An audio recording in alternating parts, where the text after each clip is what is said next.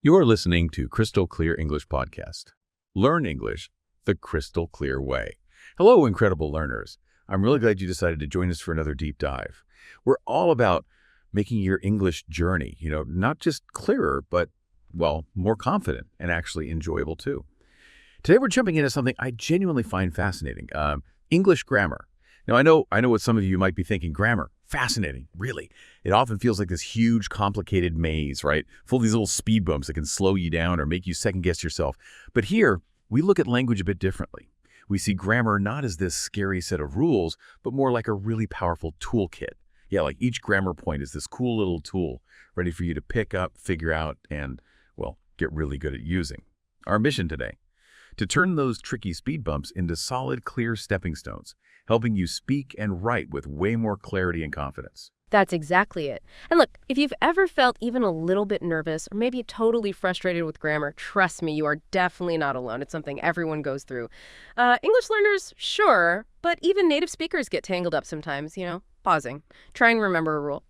But here's the interesting part, the shift in thinking. We don't see those moments as just mistakes. Instead, try to reframe them. Think of them as really powerful learning chances, like little signs lighting up on your own personal path to fluency. It means your brain is working, processing, growing. That's huge. So this deep dive, we're going to unpack 10 really common grammar points, the ones that often trip learners up. We'll peel back the layers, show you some simple, friendly, really practical ways to fine-tune your English. It's not about just memorizing rules. No way. It's about really understanding the why behind them, getting the logic, seeing how they make English work so beautifully. Get ready for some of those aha moments, because honestly, by the end of this, you'll feel more knowledgeable, definitely, but also really empowered, ready to tackle English with fresh confidence and a clearer view. Okay, let's really get into this. Starting with something that seems small, maybe, but causes a lot of confusion, especially when you're starting out. It's tiny but mighty important. The he-shit verb shift, adding a little es or es to the verb. A really common slip-up we hear is like, he go to school. Yes. Now, you probably understand the meaning, but to sound natural and, grammatically spot on, the clear solution, the standard way is, he goes to school. Right. And what's really cool here is how that little S works. It's like a crucial signal flag in the present simple tense. Linguistically, it's a marker, a clear sign. When the subject of your sentence is he, she, it, or even a singular noun you could swap for one of those, like the dog, my sister, the computer, that S or ES on the verb tells us two key things. First, the action's happening now in the present.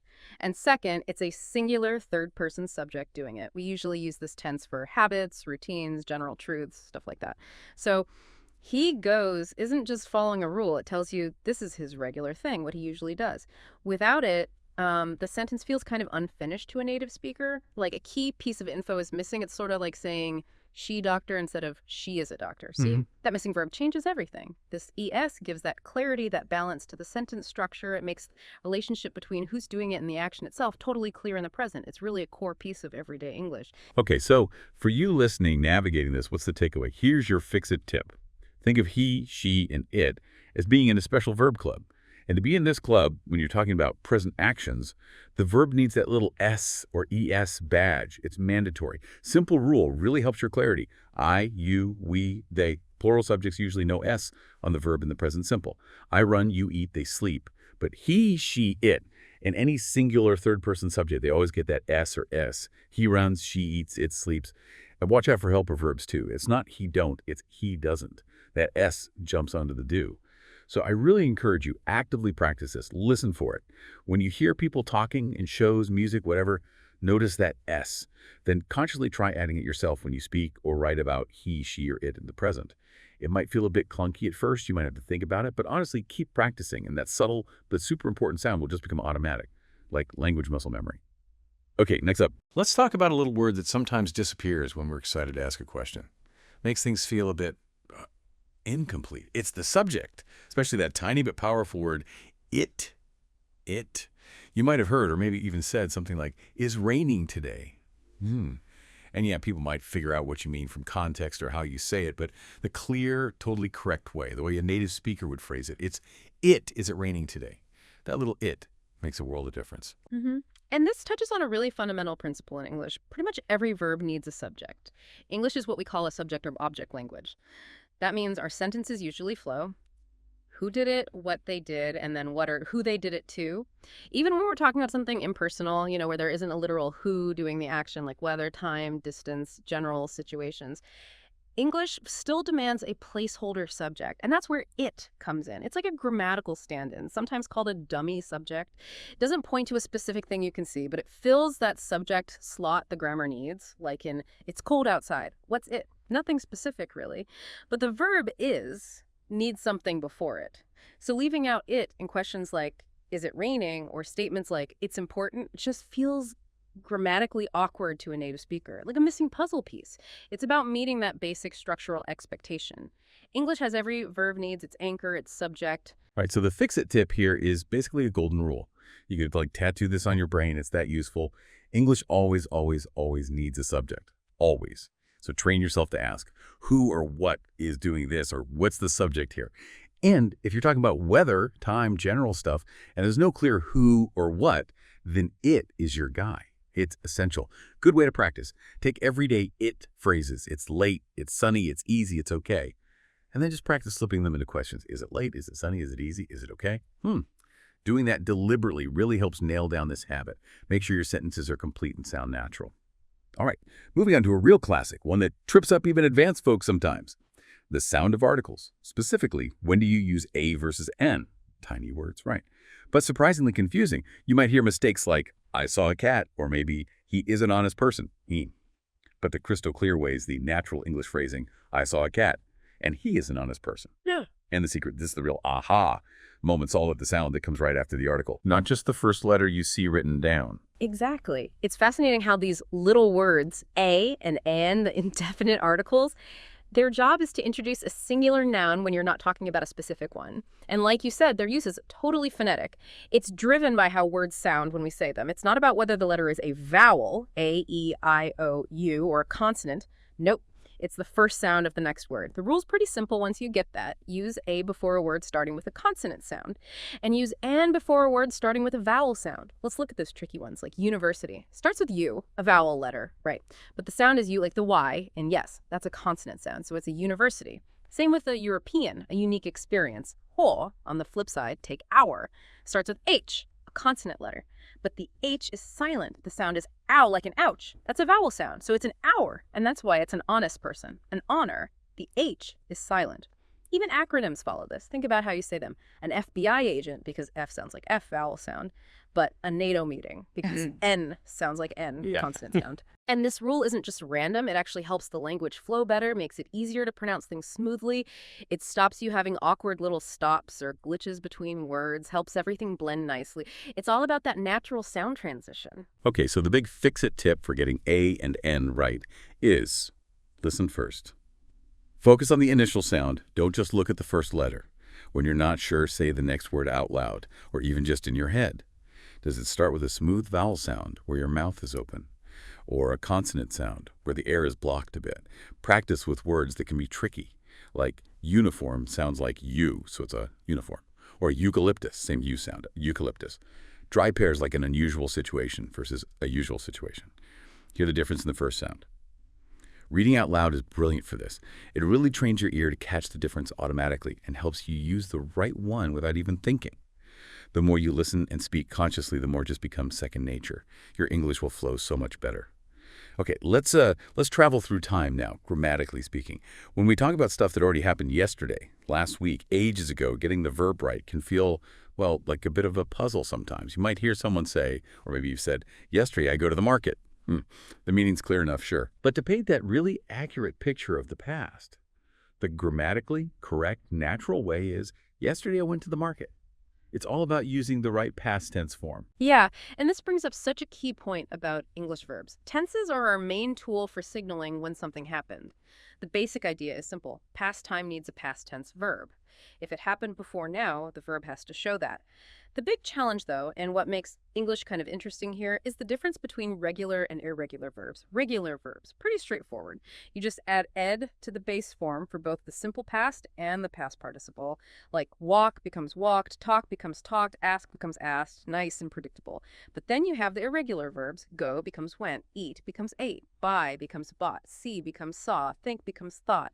These guys don't follow a pattern. Their past forms might change vowels or be totally different words, or sometimes weirdly not change at all, like put stays put. Hmm. A lot of these irregulars are actually really old forms left over from centuries ago in English history, and they're absolutely vital for telling stories clearly, for saying accurately what happened when. Using the wrong tense can make things confusing, like when did this happen? Or it just sounds a bit off to a native speaker. The correct past tense makes sure your timeline is crystal clear. All right, so how do you tackle this verb puzzle, especially the irregular ones? Here's your fix-it tip. The best way with irregular verbs is to learn them bit by bit. Don't try to memorize a huge list all at once that's just asking for overload. Instead, start with the super common ones, the ones you use all the time. Verbs like go, have, do, say, make, get, think, see, come. Practical stuff really helps. Make little charts. Base verb, past simple, past participle, like go, went, gone, eat, ate, eaten, buy, bought, bought. Flashcards are great too. Lots of language apps have exercises just for these. Sometimes you find little patterns, like rhyming ones. Sing, sang, sang, ring, rang, rung. That can help. But honestly, the most important thing is just using them. Actively use them when you talk, when you write, and listen for them when others speak. The more exposure and active practice you get, the more these forms will just stick. It's like building those pathways in your brain, making it automatic, turning that puzzle into just speaking. Okay, moving to another common fix that really boosts clarity.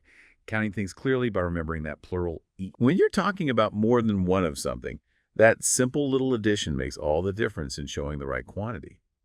You might say, I have 2 cats. But the clear way, the one that tells us you have multiple furry friends, is I have 2 cats.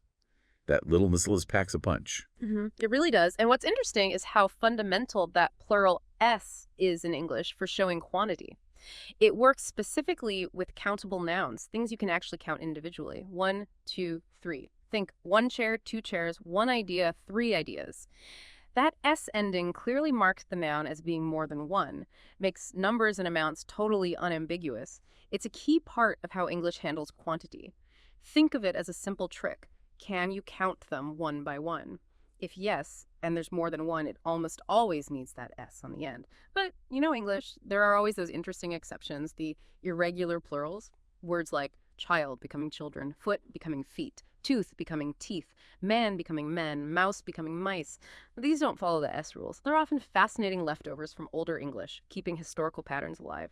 They need a bit more direct memorization for sure, but they add richness to the language. It's also worth remembering some nouns might be countable in your language, but are uncountable in English, like advice or information. You can't say 3 advices, you'd say 3 pieces of advice. Gotcha. So for practical use, what's the fix-it tip here? Really focus on that rule. Can I count it? Add S. That's your main guide. When you're talking or writing about multiple things, just do a quick mental check. Can I count these individually? If yes, and there's more than one, stick that S or ES on the end. Remember ES for words ending in sounds like ish, east, z, like boxes, watches, buses. Actively read and listen for plurals. Notice how people say that S sound. And for the irregulars, like children, feet, mice, making a dedicated list or using flashcards is a great idea. Maybe group similar ones together like foot, feet, tooth, teeth. That might help them stick. Consistent exposure and just consciously practicing it will really cement this basic but crucial part of English. Makes your quantities super clear. All right, let's tackle the art of asking right. Specifically, getting the word order correct when you form a question in English. It really is like cracking the question code. You might naturally say something like, you are happy, using just your voice going up at the end. But to make a standard grammatically solid question in English, the clear way, the native speaker way, is, are you happy? That little swap subject and verb flipping places is super important. It signals question. It absolutely does, and this hits on a really key feature of English question structure. Unlike some languages where you might just change your tone or add a question tag at the end, English usually uses something called inversion. This means the auxiliary verb or helper verb, words like am, is, are, was, were, do, does, did, can, could, will, would, has, usually jumps before the subject. So instead of the normal statement order, subject plus verb, like she can cook, a question flips it. Auxiliary verb plus subject plus main verb. So, can she cook? Or is he sleeping? Or do they understand? That flip, that inversion, is the primary signal to your listener that you're asking something. It flags it as a question right from the start, even before your voice goes up at the end. It makes the intention-seeking information really clear and unambiguous.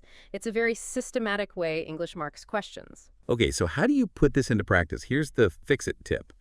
The swap the subject and helper verb trick is your best friend here. Super simple, really effective. Take any statement that has one of those helper verbs, like he is working. Practice turning it into a question by just swapping those first two. Is he working? Or they will arrive soon becomes will they arrive soon. Even if there isn't an obvious helper verb, like in you like pizza, you need to add do or does or did for past, and then invert that. So do like pizza, or she speaks French becomes does she speak French. Think of it like a little dance move. The helper verb steps forward, then the subject follows.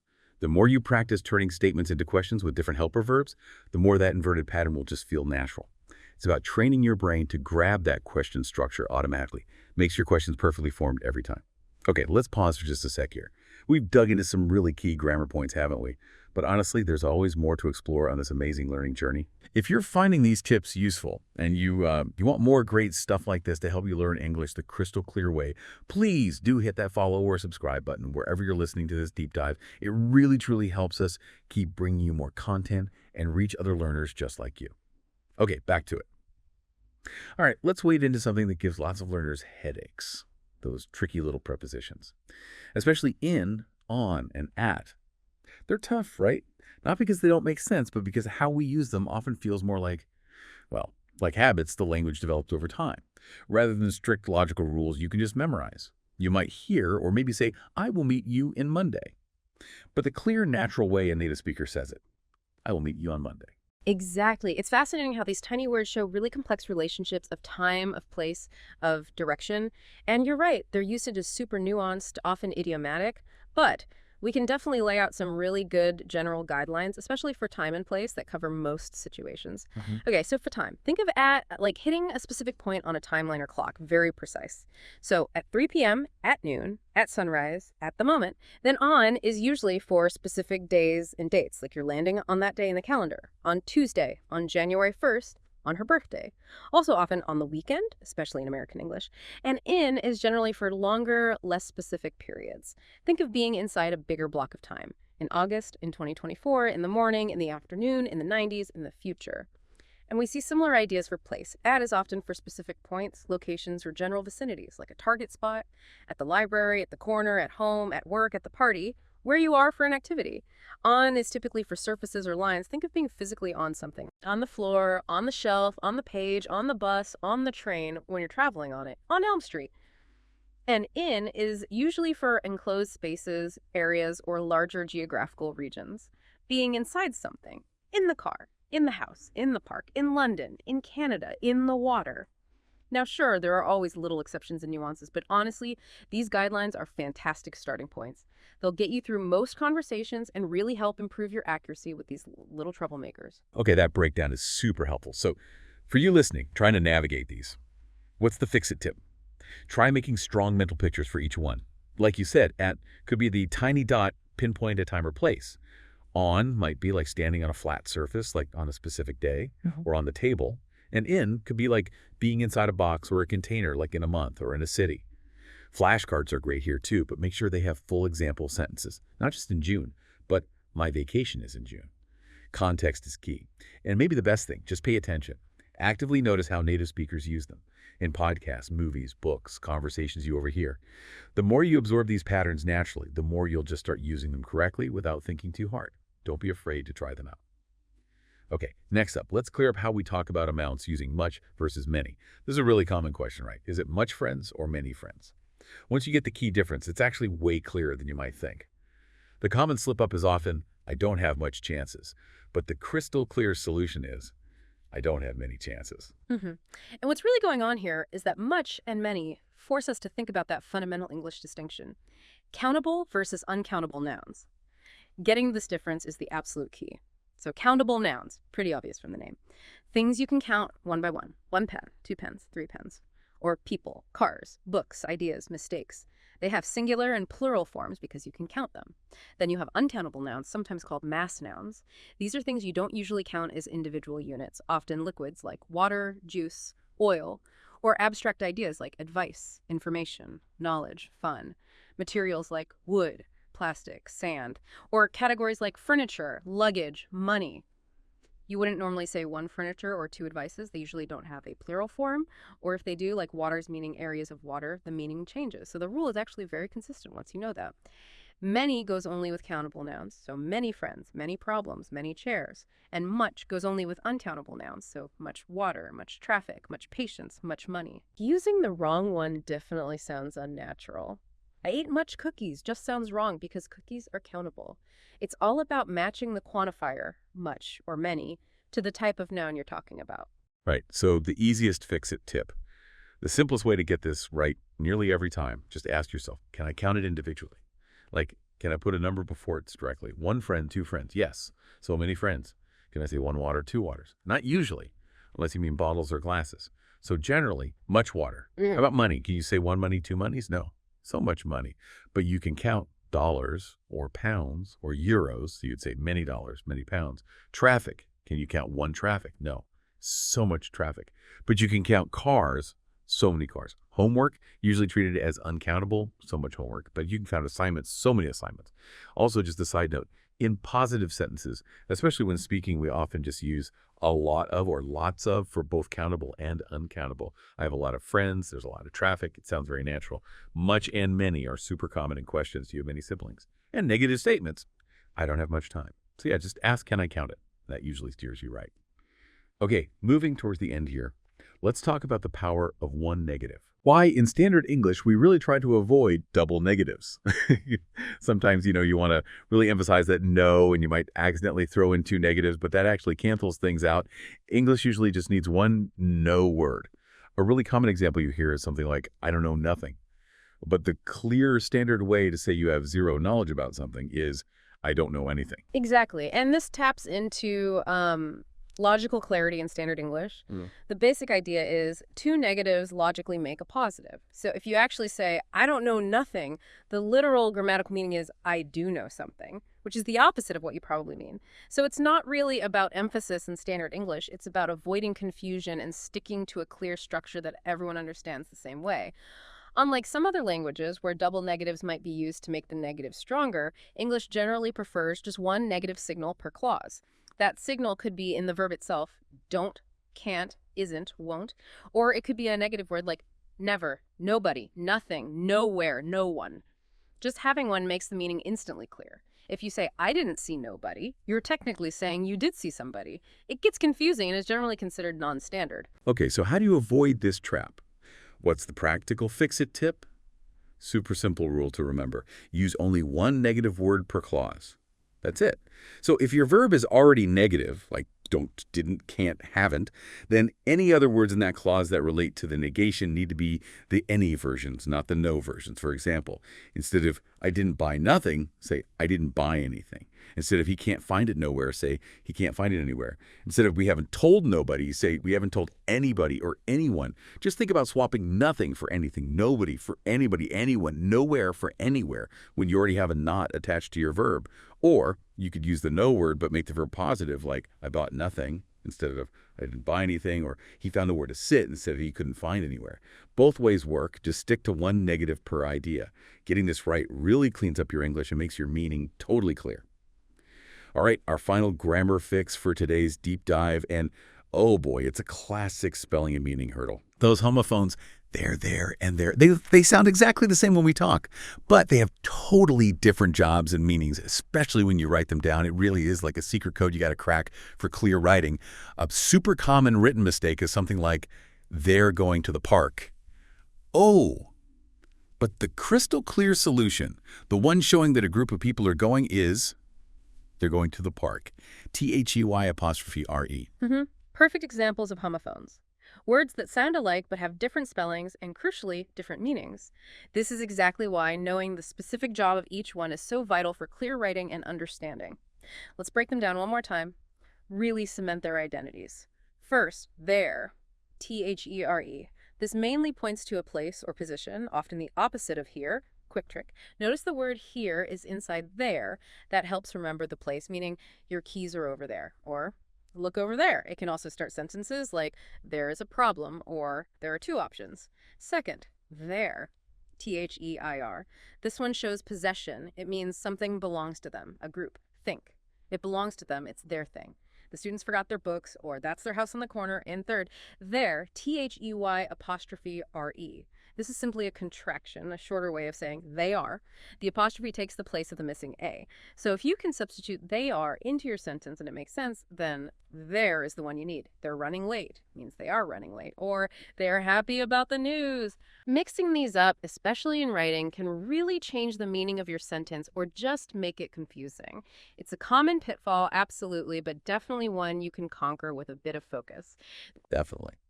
So what's the best fix-it tip for nailing this tricky trio and always picking the right word? Mnemonics, those little memory tricks are fantastic here. Short phrases that highlight what each one does. For their place, to go over there, near here, using that here inside there trick. For their belongs to them. Remember, their dog has its tail, connecting there to belonging. Or is this their car? And for their, contraction. Always just say it out loud in your head. There means they are. Remind yourself that apostrophe is doing a job, replacing the A. Flashcards dedicated just to these three can be super helpful. Maybe draw a little picture for there, show people owning something for there, and write out, they are big for there. Writing practice sentences where you deliberately use each one correctly is also great, like they're putting their coats over there. And a good proofreading trick. When you see there in your writing, mentally say they are. Does it fit? If not, you probably need there or there. Practice really does make perfect with these. Wow. Okay, that was quite a journey we just took together, wasn't it? We covered 10 really common spots where, English learners can sharpen their communication skills, turning those things that feel like little annoyances into clear, confident ways of expressing yourself. I think the main takeaway really is that grammar isn't this scary thing to be avoided. It's just this amazing set of tools, right? Ready for you to understand and use. And like any tool, practice is key. When you start to really get these tools and use them well, speaking just feels easier, writing gets clearer, and honestly, your overall confidence just goes way up. Absolutely right. And, that brings up a good point. How do you actually integrate all this? How do you make it stick? My biggest piece of advice is, please, don't try to fix everything all at once. That's just overwhelming. It leads to frustration. Instead, maybe pick just one or two things from our chat today that really resonated with you or that you struggle with. Focus on just those for a week or maybe two. Really pay attention to them when you speak. Write, listen. Then, once you feel a bit more solid with those, you can pick another couple. Small steps. And maybe the most important thing I can possibly say is embrace your mistakes. Seriously, welcome them. Making mistakes is totally normal, totally necessary. It's a sign you're actually using the language, pushing yourself. And that engagement, that's everything. That's how you improve. Every single mistake is just a little signpost pointing you towards better understanding. Don't fear them. You absolutely got this. Keep learning, keep trying, keep smiling through it, and honestly, grammar just gets easier day by day. Hey, before we wrap up, just a quick reminder, if you enjoyed this deep dive, please follow and subscribe to the Crystal Clear English podcast so you don't miss out on more ways to learn English the crystal clear way. We really love having you here with us on this journey, and your support is fantastic. Thank you so much for listening to the Crystal Clear English podcast. Learning another language is like becoming another person.